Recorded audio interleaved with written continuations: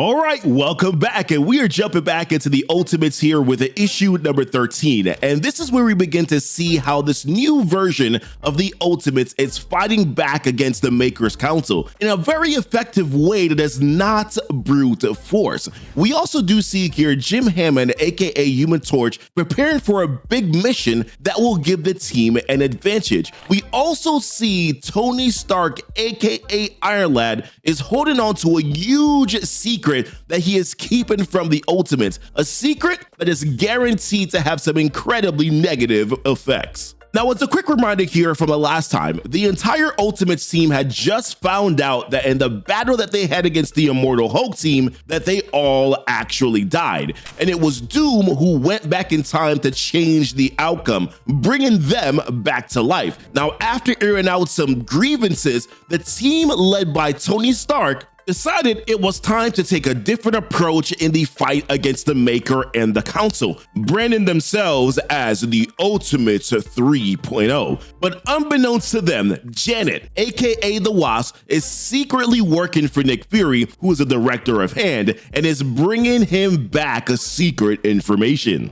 So when we pick up on this issue here, Tony is seen looking out, and you can see there's a blue light that is in his eyes. Now, simultaneously here, there's this text box that appears with red around the edges. Now, these are essentially Tony's journals to himself, but they are directed here to his father, and we'll see these journals continuously as we go throughout the entire story. And this also serves as a way to tell us, the audience, what the Ultimates have been doing in the past month. Now, as he starts off, he says, "Dear Dad," but at the same time here, he's getting this report from Janet herself, who mentions that they're dead, all 12 of them just kids. And what she's talking about here is this mission that some of the Ultimates team just went on here out in Buenos Aires. And as she puts it, someone had drained their blood. But she's talking to Tony here, and she can tell that he is zoned out, not really paying attention. Now here, as it pertains to Tony Stark's eyes, they're not really telling us what's going on. But one of the things that we can remember here is that he did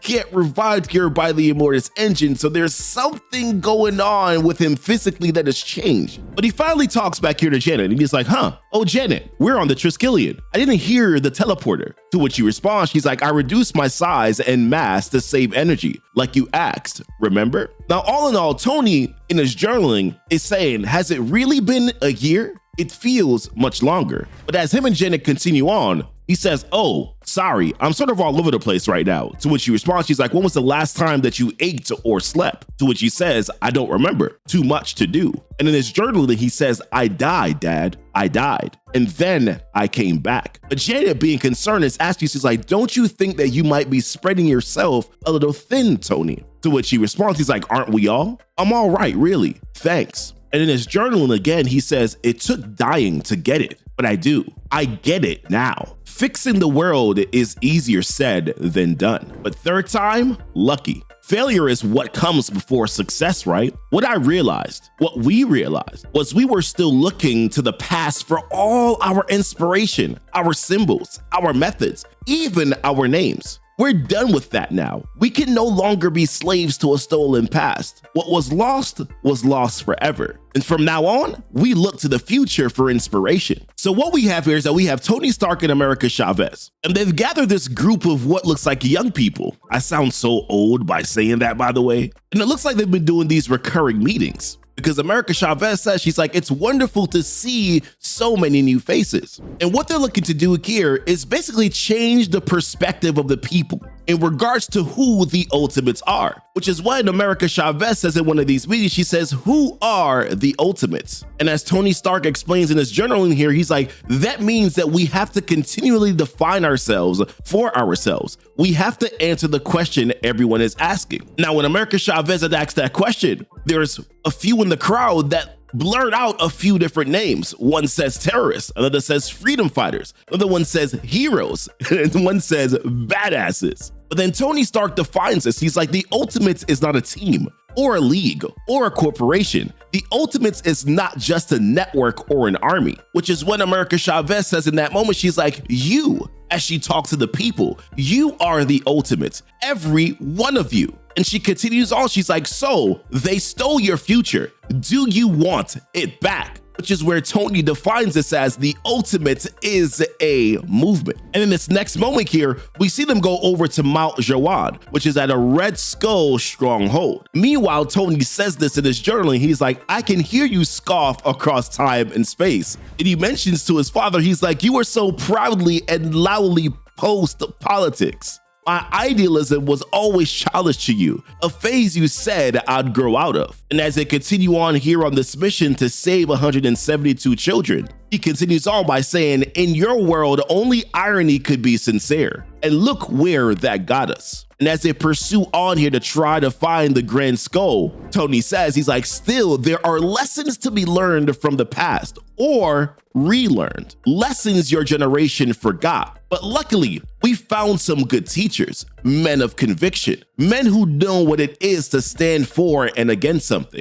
So here in this moment, Captain America throws the Minecraft book right here into the fire with some other Red Skull symbols, right? And he says this, he's like, your time in the Red Skulls ends here, one way or another. We will not stop until every Red Skull is dead, imprisoned, or rehabilitated. This entire organization is rotten and coming to an end. That's not a threat. It's a fact. The skulls you wear may as well be targets, understand? Now there's these 3 men that are right up front with 3 behind them that used to be a part of the Red Skull. And one is like, man, F you. While the other's like, Red Skulls till we die. While another one calls him commie race traitor. And then Tony's journaling comes in here. He's like, we can't just burn their flags, raid their fortresses, confiscate their resources. We have to give them something new to believe in. Because here, there was one Red Skull that said, dude, I was a nobody before I came here. I don't want to die, but I don't want to be a nobody again. If I'm not a Red Skull, then what am I supposed to be? So as we continue on here, Tony mentions how they're inventing new ways to connect, to find each other, to exchange information and ideas. We're building a new sincerity. And what this means here is that they're building, or they have built, an Ultimate network app. Because as you see, traditional media is still telling their side of the story, because the Makers Council controls that side of the story, controls that narrative. They control all the sources, television, newspapers, radio, the internet. So to counteract that, they've built their own internet system that tells the truth. And this is where through this app, they're beginning to leak information that the Makers Council had been hiding.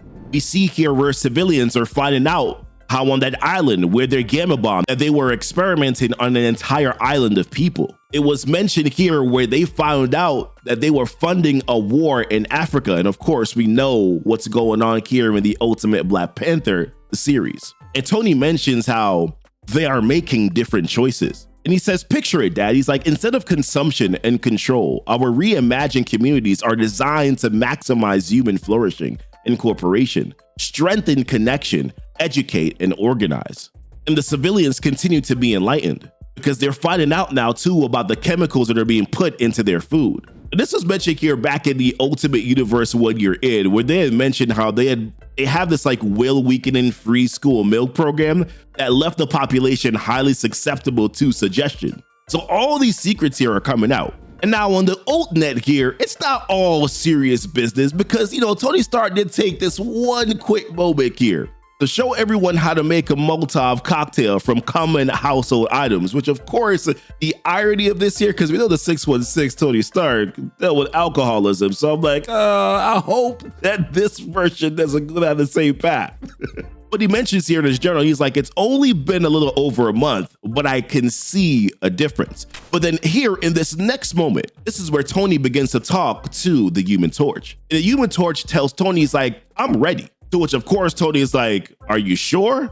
You can take some time to think. Now, unbeknownst to them, the Wasp is listening in on this conversation. And Jim basically says to Tony, he's like, dude, that's your problem, Tony. Too much thinking. But for Tony, he's like, what I'm asking you to sacrifice. To which Jim responds, he's like, yo, I understand what you're asking better than you do, Tony. I've been here before. This isn't complicated. It has to be done. And I'm the only one who can do it. So let's do it. To which he responds, he's like, you mean now? But I mean, there's no rush. Take a few days, say your goodbyes. And he's like, my goodbyes, Tony. I have exactly one friend left in this world. Speaking of Captain America. and we said everything we needed to a long time ago. And in this moment, he's like, dude, I'm ready. But before he goes, Tony tells Jim, he's like, you know, while I rebuilt you, Steve kept telling me not to think of you as a machine I was working on, but as a patient. In every way that mattered, Jim Hammond was the most human being I've ever known, he says. That captain said. I see what he meant. To which Jim is like, yeah, I'd say that's a compliment. And before he goes, Tony says, what should I tell the others about where you went? And he's like, tell them the truth. I went to start the fire. So Tony says, good luck, Mr. Hammond. We're all counting on you. And it's in that moment where we just see zap as the Wasp looks on. Now, they don't really explain here like where he's going and what he's doing. So if y'all want to let me know what your thoughts are, I got some theories. Put it down below in the comments. By the way, real quick, if you've been enjoying the stories that we bring to life here each and every single week, consider becoming a part of the crew here by hitting the join button and becoming a YouTube channel member. Alternatively, you can also join our Patreon membership group too as well. It is more than just support. It's joining a movement of comic book fans here who want to keep this channel alive. We appreciate you. Now let's get back to it. Now in this next moment here, we jump back to the Pacific Grounds. Now this is the island here where Immortal Hulk, Dr. Bruce Banner here had gamma bombed this island. Now we saw this story here back in issue number 4 of the series. And here we see Midas's men, and we also see the 4 Immortal Hulk members that are a part of Dr. Banner's team. And Tony continues on here mentioning how the regiments of fanatically devoted soldiers, 4 immortal weapons rotating in and out to deal with the local megafauna, and an armory of advanced gamma-powered weaponry, some of the most dangerous and destructive on the planet. And then there's a voice that is there in the background lurking that says, but they do not belong here. And she says, and they do not know the island as I do. But then Tony says to She-Hulk, he's like, I know this is my fault for getting you into this. You were right from the beginning. I'm so sorry, but we're going to fix it. I swear. And she says, she's like, rushing in was our mistake last time. This time must be different. And he's like, absolutely. First we observe, then we plan, then we prepare. And then she says, and then we take it back. And I kill Banner with my bare hands.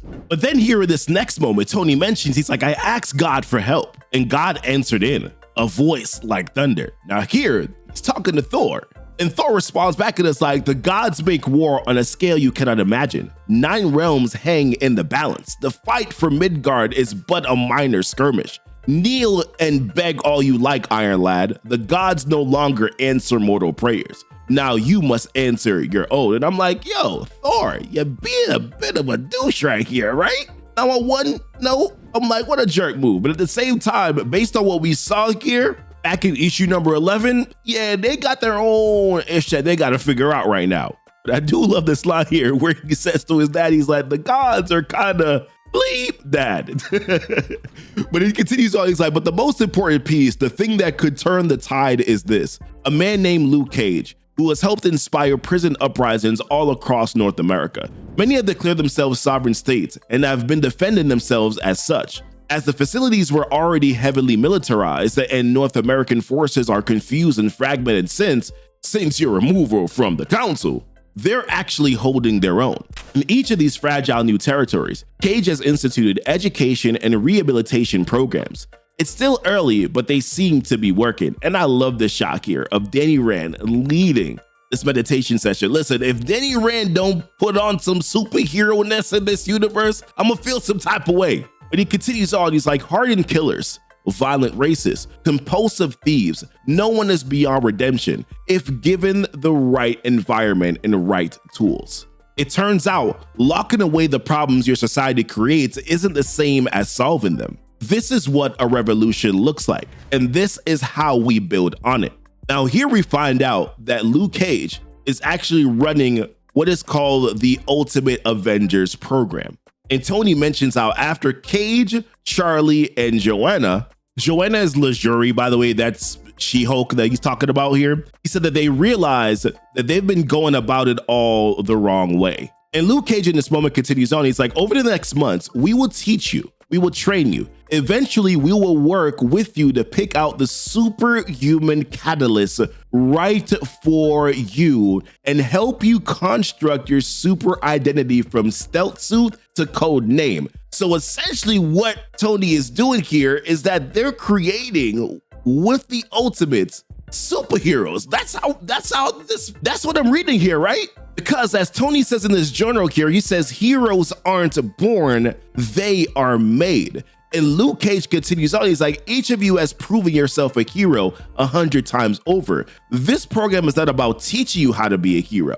It's about giving you the tools to succeed in using these new powers and abilities for the movement. It's about taking things to the next level. And Tony continues on, he's like, they rise up from the people, from the struggle. Heroes, in other words. It's not the maker's list that marks them heroes. It's their actions. But this time, rather than throwing them into deep water and hoping they figure out how to swim before they drown, we're actually preparing them.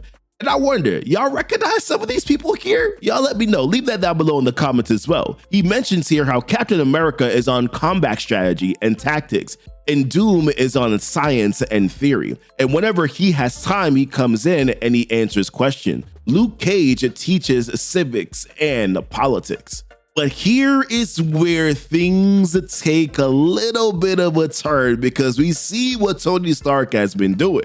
As he says, of course, we don't have a lot of time, but prisons have always had a strange relationship to time. And here we see him creating this bubble inside of one of these prisons. And he says, inside these walls, time passes much faster than it does in the outside world, at a ratio of 6:1. I got the idea from the Maker City. This is plagiarism, right? This is 100% plagiarism. Well, let's continue. And he mentions how they have a time machine. It's time to really use it. But then we get this little montage here of Tony in these multiple different locations as he's leaving these missions. And he continues on here in this journal, and he's like, we're going to change everything, Dad. We're turning your prisons into schools. We're turning your convicts into superheroes. We're pushing things to the very limit of what's possible. As we see him here go into this chamber and he clacks it. And as he continues on, he's like, when the city opens, if you're still alive, I wonder if you'll even recognize the place. And then we see what came out of those chambers. Multiple Tony Starks. And here we have it, ladies and gentlemen, the beginning of Kang the Conqueror himself, aka Iron Lad, known as Tony Stark. Or if you want to call them the Council of Tony Starks, whichever one you desire. Which, by the way, now explains the blue light in Tony's eyes. And he leaves his journal here with the last words that say, I wonder if we'll recognize each other. But unbeknownst to him, once again, we see the Wasp looking on in the background. So this is wild, right? 100% this is wild. And we've been waiting for some confirmation of what potentially is going to happen here, because remember, back in Ultimate Invasion, we saw what his dad, Howard Stark, had seen when he pulled off Kang the Conqueror's mask. And all of us believe that that had to have been Tony Stark. And I feel like we're starting to get the beginning of that right now. I mean, come on, after all, they did call the dude Iron Lad. It had to come true, right? Listen, let me know what you guys think about this all here down below in the comments. Once again here, if you want this channel to keep on going here, we would really appreciate your support. So consider here joining as a member here of Keepin the Comic by hitting that join button to become a YouTube channel member, or you can also become a Patreon channel member as well by clicking on the link that's down below in the description. Leave a like on this video here for the YouTube algorithm, subscribe if you're brand new to the channel, and as always, thank you so much for kicking it with Keepin the Comic. Bye!